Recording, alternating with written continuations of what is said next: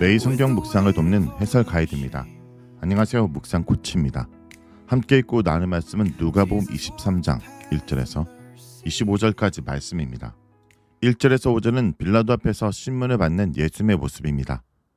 산헤드린 공의의 대표단은 예수님을 빌라도에게 끌고 갔습니다.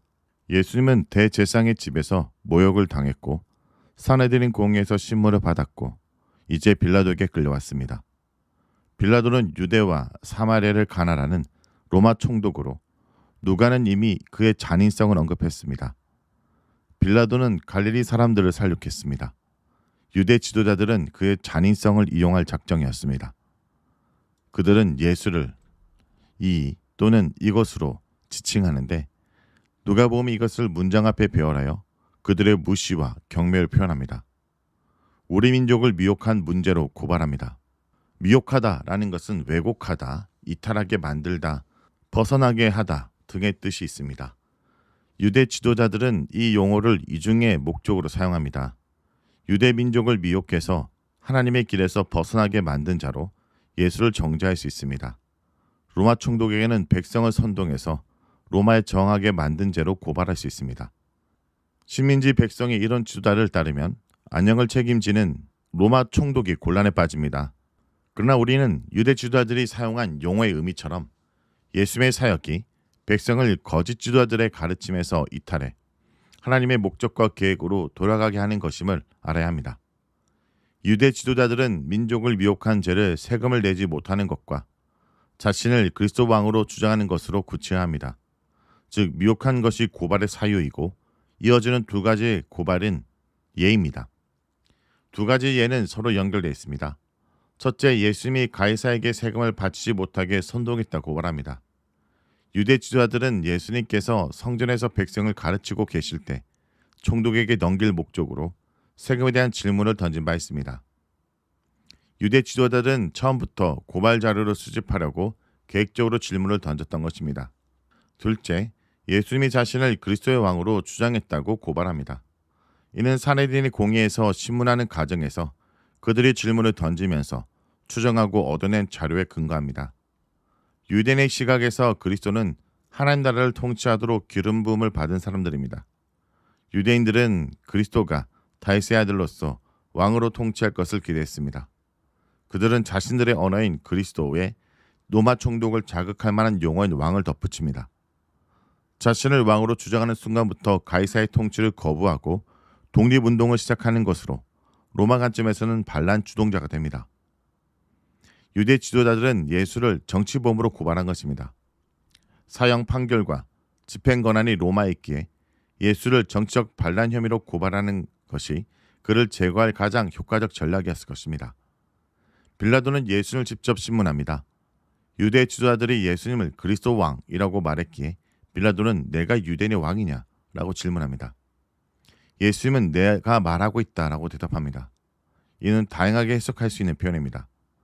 산헤드린 공회에서와 마찬가지로 예수님은 직접적인 대답을 하지 않으십니다. 예수님은 유대 지도자들이 고발한 것과 같은 정치적인 그리스도나 왕이 아닙니다. 빌라도는 대제사장과 무리에게 예수님에게 죄가 없다고 말합니다. 예수를 제거하는 것에 집착하는 유대 지도자들은 빌라도가 무죄로 석박할 의향을 보이자 예수님이 유대에서 가르치고 갈릴리에서 시작해서 이곳까지 백성을 선동했다고 반응합니다. 이스라엘 전역에서 반란을 주도하고 나타났다는 것입니다. 소동하다라는 것은 2절에 이탈하게 하다라는 것보다 더 강한 어감을 갖고 있습니다. 반란과 혁명처럼 선동하여 소요를 일으키는 것을 가리키는 단어입니다. 예수님의 영향이 이스라엘 전역에 퍼져 있을 정도로 위험한 인물임을 부각하고 있는 것입니다. 1절에서 5절과 6절에서 12절에 유대 지도자들이 예수님의 처형을 주도적으로 주장하고 있는 것을 봅니다. 그들은 로마 총독과 헤롯 모두를 압박할 것입니다. 이러한 기록으로 인해 초대 교회는 기독교 운동이 같은 불의에 근거하는데도 왜 유대교회의 배척과 핍박을 당했는지 유대 지도자들의 악의적 계략을 목격함으로써 이해할 수 있었을 것입니다. 유대 지도자들과 같이 신앙의 목표를 내건 조직이라 할지라도 집단의 기득권과 편협한 신앙을 고수하는 순간부터 믿음은 폭력의 도구로 전락하기 쉽습니다. 종교 조직이 정치 세력보다 더 영악하게 행동할 수 있습니다. 6절에서 12절은 헤롯 앞에서 신문을 받는 예수님의 모습입니다. 갈릴리에서부터 예수님의 백성을 성동해 왔다는 말을 들은 빌라도는 예수님이 갈릴리 사람인지 묻습니다. 소요와 반란을 일으킬 가능성이 갈릴리 출신에게 상존했기 때문에 빌라도는 출신을 확인합니다. 그러나 빌라도는 별다른 혐의점을 찾아내지 못했고 유대 지도자들이 예수님을 고발한 사건을 유대 민족 내부의 분쟁으로 이해합니다. 그래서 빌라도는 공의의 재판을 거부하고 정적인 책임에서 벗어날 길을 찾았습니다. 바로 갈릴리 지역을 책임진 헤롯 안티파스에게 예수님을 넘긴 것입니다. 7절에 보내다는 어떤 사람이나 죄수를 다른 집행관이나 건의에 넘기는 행위를 가리킵니다. 갈릴리와 베레아 지역을 책임진 헤롯은 순례자들이 모이는 절기에는 소요 사태를 감시할 목적으로 예루살렘에 와 있었습니다.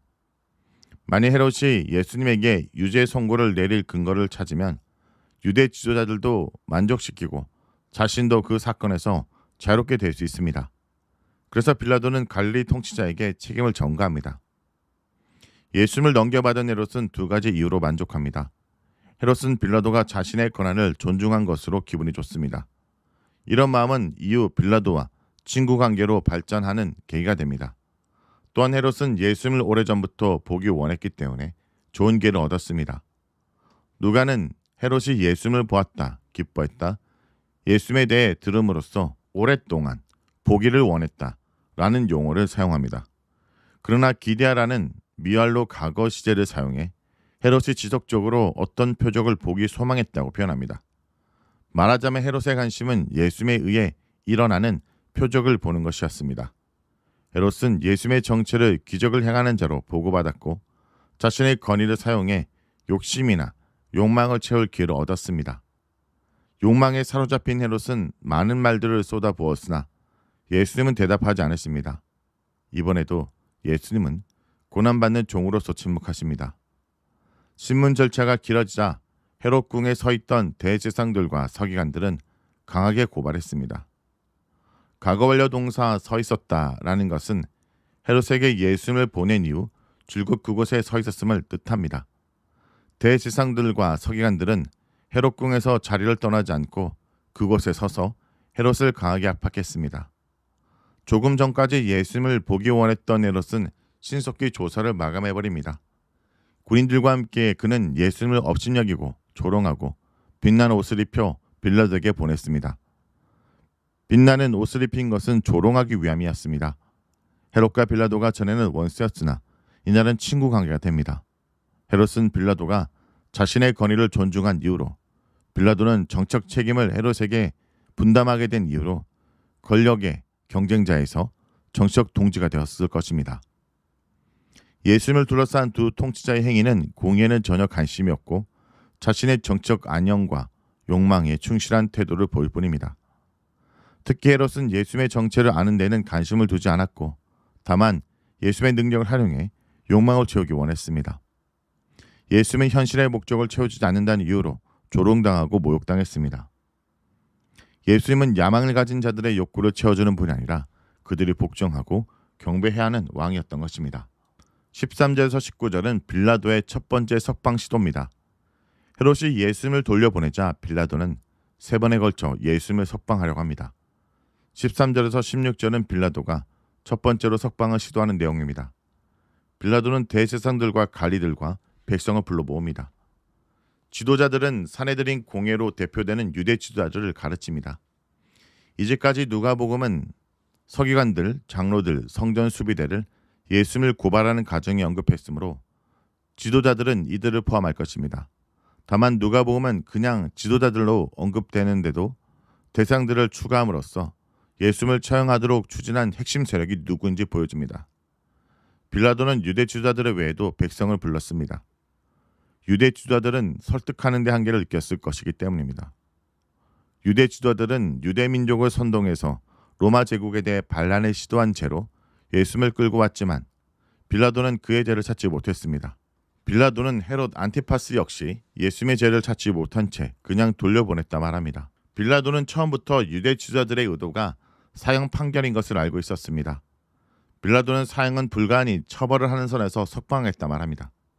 때리는 것은 예수님의 혐의 때문이 아니라 유대 지도자들과 백성의 분노를 누그러뜨리기 위한 대안이었을 것입니다. 예수님을 석방했다는 말에 들은 무리는 한 몫으로 예수를 죽여야 한다고 요구합니다.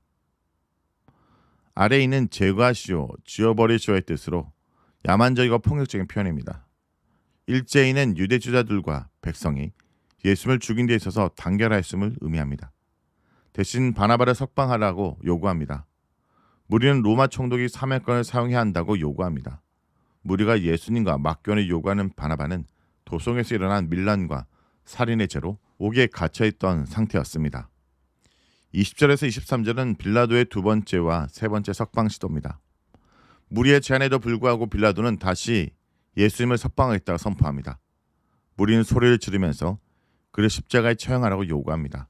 처음으로 유대인의 입에서 십자가에 처형하라는 말이 나옵니다. 십자가형은 인류사에서 가장 잔인한 처형 방법 중 하나입니다.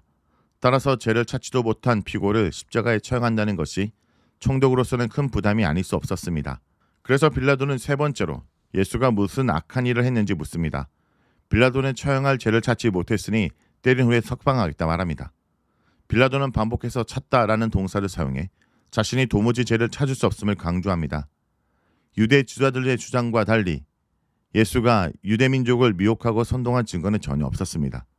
그런데도 유대교에서는 나무에 달려 죽은 것은 하나님의 저주를 받은 것을 의미하므로 유대 지도자들은 예수를 십자가에 매달려 죽게 함으로써 예수 운동을 완전히 뿌리 뽑으려 한 것입니다. 무리는 큰 소리로 십자가에 처형하라고 재촉합니다. 유대 지도자들과 백성은 일제히 소리 질렀고 또다시 소리 질렀고 큰 소리로 재촉했습니다. 정치적 안녕이 절실한 빌라도로서는 한 목소리로 끈질기게 요구하는 것을 무시할 수 없었습니다. 누가는 무리의 소리가 빌라도의 결정을 이겼다고 표현합니다. 본문은 빌라도가 세 차례에 걸쳐 예수님을 석방하려고 노력한 모습과 결코 물러서지 않고 십자가 처형을 요구하는 유대인들의 모습을 대조합니다. 석방을 5차례나 언급함으로써 빌라도의 의지를 부각합니다. 초기 교회에서 예수님이 죄 없이 죽으셨다는 사실은 중요한 주제였습니다. 누가 예수님의 죽음에 책임을 져야 하는가요? 저자 누가는 유대 지도자뿐 아니라 백성에게도 죄 없는 메시아를 죽인 책임이 있음을 명확히 합니다. 지도자들로부터 일반 백성은 모두 로마 재판장이 세 차례 예수의 무죄 의견을 제시했는데도 불복하고 처형을 압박했습니다. 그들은 죄 없는 의인을 명백하게 죄가 드러난 죄수와 맞고연하여 정의로우신 하나님의 뜻에 완전히 멀어지고 말았습니다. 사도행전에서 누가는 바나바의 석방에 대한 베드로의 설교를 기록합니다. 너희가 거룩하고 의로운 일을 거부하고 도리어 선한 사람을 놓아주기를 구하여 생명의 주를 죽였도다. 24절에서 25절은 무리의 요구에 굴복하는 빌라도에서 말합니다. 결국 빌라도는 무리의 요구를 들어주는 것으로 결정을 내립니다. 무리가 요구한 사람, 즉 밀란과 살인죄로 투옥된 바나바를 풀어줍니다. 이 장면은 대단히 역설적입니다. 유대 지도자들과 백성은 사유가 명확해 사형 판결을 받고 투옥된 죄수를 환영하고 그렇지 않은 예수를 버립니다. 무엇보다 빌라도는 반란을 주도한 역도를 풀어주고 증거가 없어 세 차례에 걸쳐 석방을 시도했던 사람에게 사형 판결을 내립니다. 그는 총독과 재판장의 절대적 권위를 갖고 있으면서도 예수님을 무리에 넘겨주고 말았습니다. 그들의 뜻대로 십자가의 처형에 내버려 둡니다. 빌라도는 정치적 안정과 편의를 위해 결국 정의를 외면했습니다. 유대 지도자들과 백성의 진노를 누그러뜨리고 그들의 호감을 얻게 될 줄 기대하면서 죄수를 석방하고 의인을 십자가 처형에 넘깁니다. 누가는 13절에서 23절에 빌라도의 끈질긴 의지를 이긴 유대 지도자들과 백성의 약함을 강조했고 24절에서 25절에는 빌라도의 무책임과 정적 편의주의를 드러냅니다. 그는 하나님을 경외하지 않고 사람을 무시하는 불의한 재판관의 전형입니다. 조직과 개인의 안정과 평화를 위해 약자를 희생시키는 것은 인간사에서 특히 탄탄한 조직 체계를 갖춘 집단에서 흔히 일어나는 현상입니다. 강자들은 기득권을 유지하고 강할 목적으로 약자를 희생양으로 삼습니다. 군중은 강자들의 논리에 쉽게 설득당해 조직과 체계를 보호해야 한다는 강박장을 갖게 됩니다. 약자를 희생양으로 삼은 결과는 언제나 의인을 희생시키고 불의를 용납하는 것으로 나타납니다. 그러나 유대 지도자들과 백성과 로마 총독은 예수님을 약자로 희생시키지만 누가는 줄곧 예수님을 하나님의 보좌에 앉은 우주를 통치하실 분으로 강조했습니다. 예수님은 약자가 아니라 하나님의 아들로서 약자들에게 복음을 전하기 위해 낮아져 오셨습니다. 25절에 넘겨주다라는 것은 위기를 만난 어떤 사람이 약자를 먹잇감으로 성난 늑대에게 넘겨주는 장면을 떠올리는 동사입니다. 그러나 이 용어는 독자들에게 역설과 반전의 의미를 던집니다. 바나바 대신 예수님께서 넘겨진 것에는 대리적이고 대속적인 의미가 있습니다. 예수님은 이사야 53장에 예고된 고난받는 종으로 모욕을 받았고 죽음에 넘겨졌습니다. 우리는 다 양 같아서 그릇 행하며 각기 제 길로 갔거늘 여호와께서는 우리 모두의 죄악을 그에게 담당시켰도다. 오늘날 우리도 빌라도처럼 군중의 소리에 굴복할 수 있습니다. 세상이 말하는 대세, 다수의 목소리, 나의 이미지나 나의 이익에 따라 진리를 외면하고 있지는 않습니까? 이 본문은 오늘 우리에게 중요한 질문을 합니다. 오늘 본문은 단순히 역사적 기록이 아니라 우리의 심장을 찌르는 질문입니다. 우리는 과연 누구를 선택할 것인가? 입니다. 내가 원하는 구원자, 나에게 유익한 구세주를 원하는가? 아니면 진짜 진리를 따르겠는가? 내가 죄인이며 예수가 필요하다는 고백 위에 내 삶을 세우고 있습니까? 오늘도 예수님을 따르기로 십자가를 지기로 결단하고 있습니까? 예수님은 침묵하셨지만 그 침묵은 우리 생명을 위한 것이었습니다. 우리를 바라보며 내가 그를 위해 죽겠다고 말씀하시는 사랑의 침묵이었습니다. 이제 우리가 그 질문에 응답할 차례입니다. 말씀을 놓고 기도하겠습니다. 주님, 우리 안에 두려움, 이기심, 세상의 압박에 굴하지 않고 진리를 따라 예수님을 선택하는 삶을 살게 하여 주옵소서. 빌라도처럼 책임을 회피하지 않게 하시고 헤롯처럼 호기심으로 예수님을 대하지 않게 하시며 군중처럼 분위기에 휩쓸리지 않게 하여 주옵소서. 오직 예수님만이 우리의 구주이심을 고백하며 그 십자가 사랑에 응답하는 삶을 살게 하여 주옵소서. 예수님의 이름으로 기도합니다. 아멘.